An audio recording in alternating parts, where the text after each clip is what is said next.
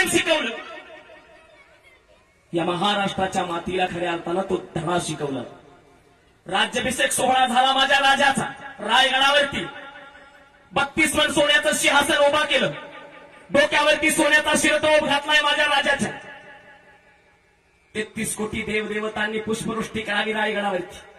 संध्याकाळची वेळ आहे. राजे मासाहेबाच्या दालनात गेले. मासाहेब डोळ्यातून पाणी वाहतंय छत्रपतींच्या. शिवबा तुम्ही आता हिंदुस्थानाचे राजे झाला, छत्रपती झालास. आणि छत्रपती कधी रडत नसतात, लढत असतात. शिवबा तुम्ही रडताय. मासाहेब आज आम्ही छत्रपती झालो. 33 कोटी देवांनी रायगडावरती पुष्पवृष्टी केली. देवा ब्राह्मणांच्या साक्षीने आम्ही आज छत्रपती झालो.